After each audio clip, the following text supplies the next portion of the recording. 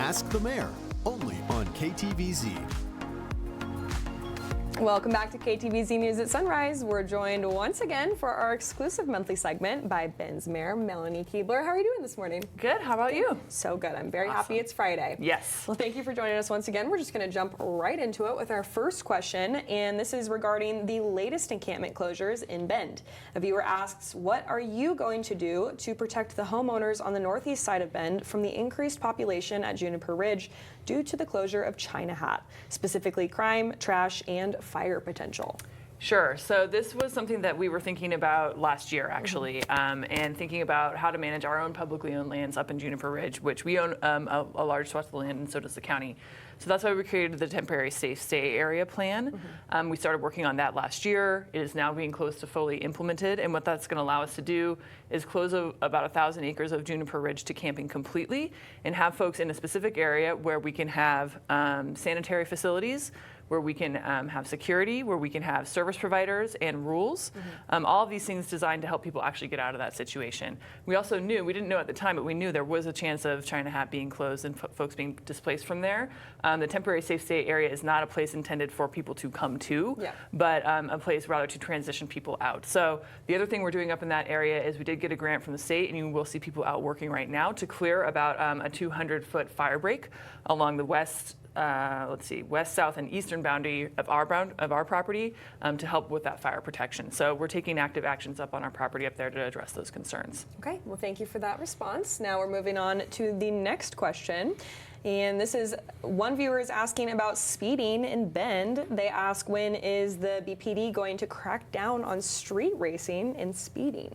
Yeah, so we just went through our budget process this week, and the police department presented some great statistics around what they're doing on traffic safety. So they've written over 7,000 citations for traffic violations in 2024, including for speeding. That's with a pretty small traffic team relatively. We've got 3 full-time officers, a sergeant, and 2 officers dedicated to DUI enforcement. Other officers take traffic calls when they can. Obviously, other emergencies are going to come first. One of the things also that council's working on, and we should be implementing by next year, is automated traffic enforcement, which will deal with red light behavior and also can potentially deal with speeding. If you do see someone driving aggressively, you can call the non-emergency line, try to get a plate. Don't do anything yourself, but do report it. And if we can get a pattern, that helps our police know where to respond. Yeah, okay. Well, that makes sense. Thank you for that. Now on to question 3. This one has to do with litter and leftover trash. So this viewer is asking, what can be done to address the litter and posters stuck to light poles, artwork, and private property downtown left over from these frequent protests and events? Yeah, great question. And I know there was a news story that came out after the one protest about sort of the stickers on the light poles. I actually spoke to the folks at the Downtown Bend Business Association. A lot of the stickers went up before the protest. So someone went out and put up stickers because they wanted people to see them, right? I have been down and attended a couple of the protests and talked with folks and seen what's going on. Most people are pretty good about picking up after themselves, but always a good reminder. It's great to go out and express yourselves. It's actually, a fundamental right of Americans to do that. But picking up after yourself is also a great value that we have here in Bend as well. So we continue to support the Downtown Bend Business Association in this. If you see a problem with trash somewhere in the town, you can use the Bend Works app to report that. Oh, okay. Interesting. All right, we have question 4, where we would like to ask about maintenance in city facilities. One viewer asks, who do I contact to report public facilities that need maintenance? Further adding, there is a street light on Wall and Industrial that always is flickering at nighttime that they would like to report. Yeah, so that is a great thing to report on that app that I just mentioned, Bend Works. And actually, if you have a specific location, that's amazing. And it's an app that actually lets you add a picture if you have a picture. So if there's a pothole or something, you can add a picture and you can specify exactly where the problem is. That's super helpful for our staff.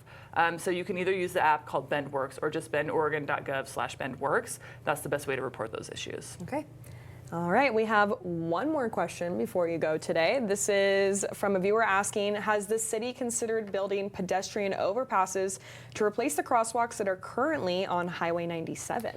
Yeah, so this question is referring to the Parkway. And so the Parkway is a state facility for Oregon Department of Transportation that goes through our city. So we don't maintain that, but we work closely with ODOT around that facility. And there actually is a safety plan for the Parkway. Those crosswalks, I agree, and we know are not safe. And there's certain intersections still on the Parkway that we know are not safe. ODOT has a plan. They don't have funding to do some of the work there. So that is the bigger discussion that's going on at the state level around how do we fund transportation and ODOT in particular.